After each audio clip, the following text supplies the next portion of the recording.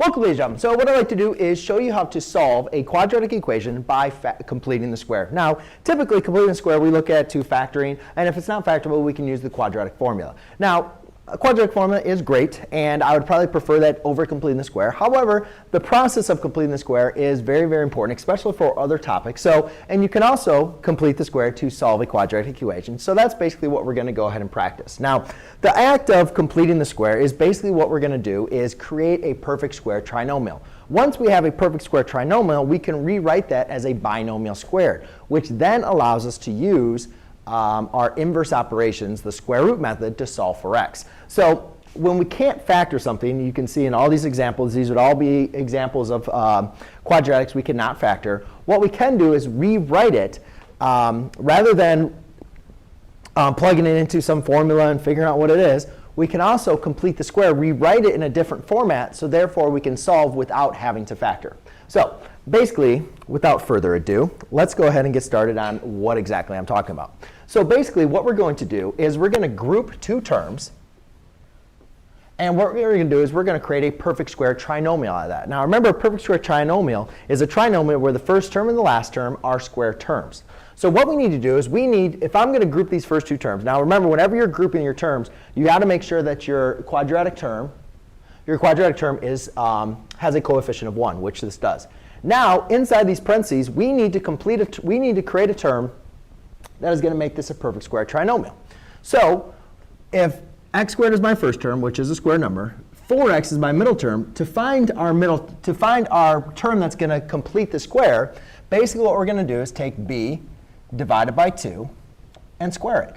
Now remember, you might say, well, where does b come from? Well, remember, ax squared plus bx plus c. So b is going to be the coefficient of our middle term. So what I have is 4 divided by 2 squared. 4 divided by 2 is 2. 2 squared is equal to 4. So now I have x squared plus 4x, and then I'm going to add that number plus 4 inside the parentheses. Now you just can't randomly add numbers inside of here.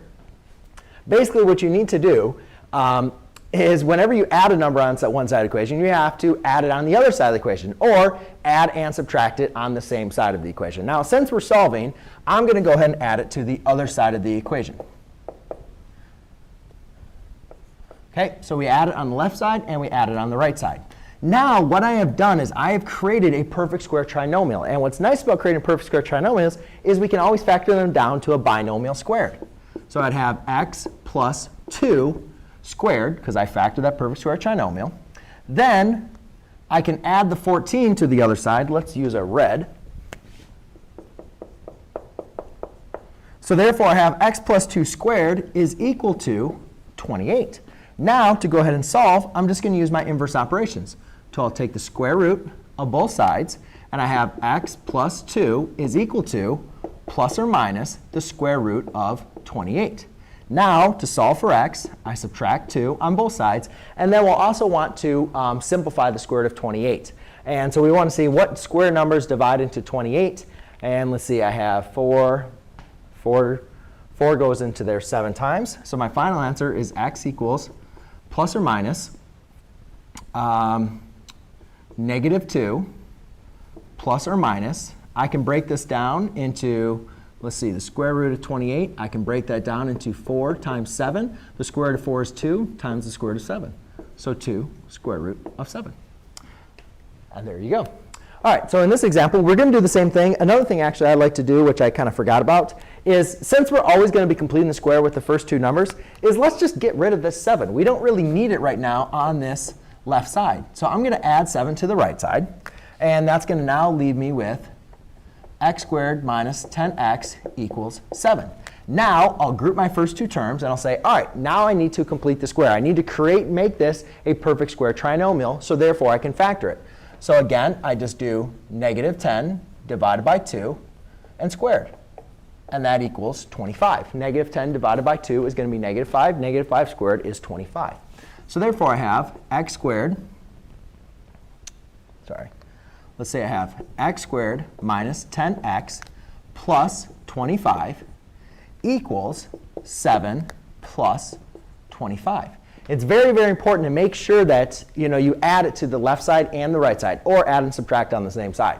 Now I factor this. So this is a perfect square trinomial. The factored form of this is going to be x minus 5 squared equals 32, not 33.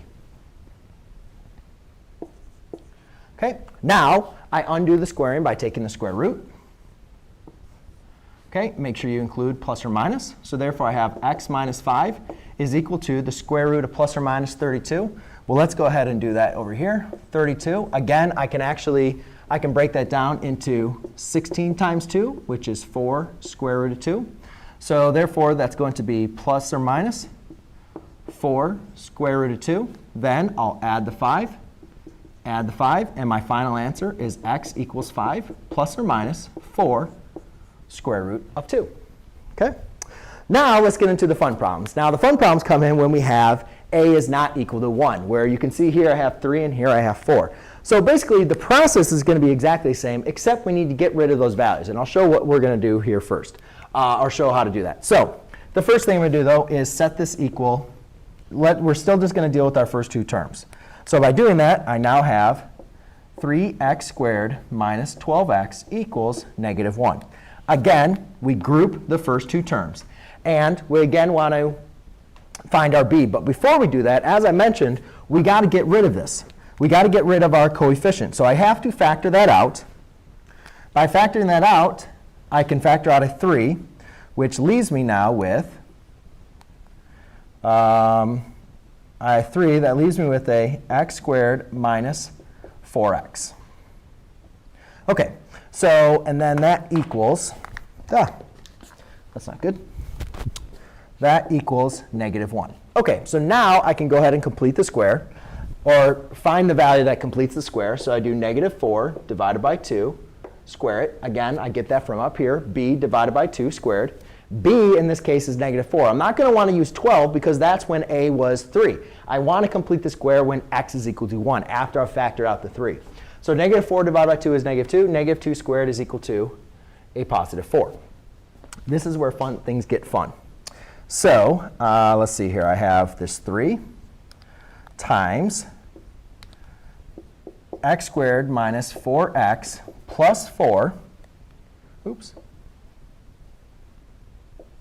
plus 4 equals a negative 1 plus 4. But remember, that negative 1 plus 4, you're not really adding 4 on this left side.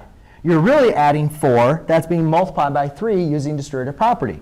So over here, I have to multiply the 4 by 3 as well. Okay, it's very, very important to make sure you have that. So because if you're adding a 4 inside the parentheses, that 4 inside the parentheses is being multiplied by 3. So therefore, if you add 4 on the right side, that 4 has to be multiplied by 3. Now I can go ahead and complete the square.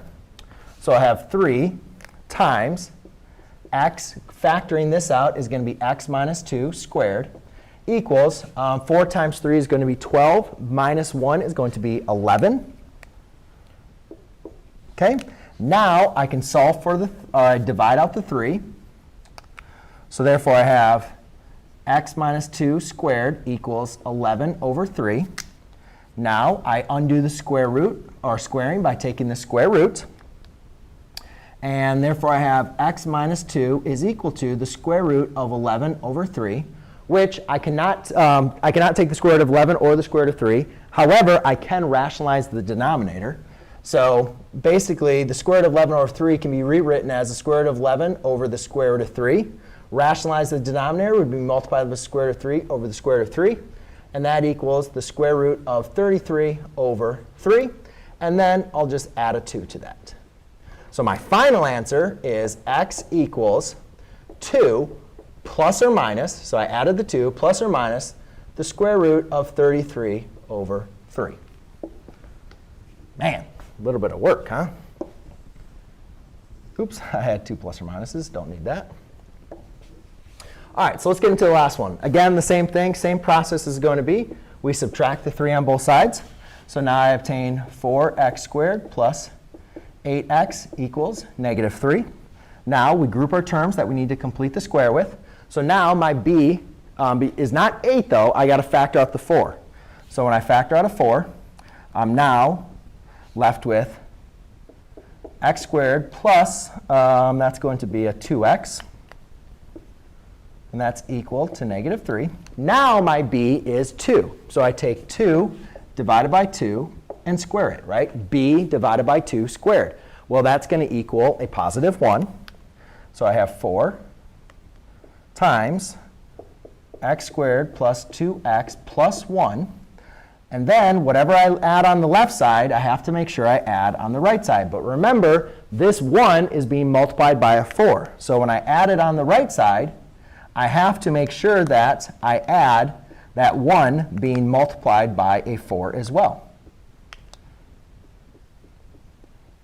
Okay, so 1 times 4 is just going to be 4, plus a negative 3 is going to equal 1. This gets factored as a perfect square trinomial as x plus 1. So therefore, I have 4 times x plus 1 squared equals 1. Divide by 4, divide by 4. I have x plus 1 squared equals 1/4. Then I undo the squaring by taking the square root. Remember, you can introduce the square root on the top and the bottom. So therefore, it's going to be x plus 1 is equal to plus or minus the square root of 1, which is just 1, over the square root of 4, which is just going to be 2. Then I just subtract 1, subtract 1. So my final answer is x equals negative 1 plus or minus 1/2. Well, negative 1 minus 1/2 is going to be a negative 3/2. And negative 1 plus 1/2 is going to be, negative 1 plus 1/2 is a negative 1/2. So there you go, ladies and gentlemen. That is how you complete the square to solve a quadratic equation. Thanks.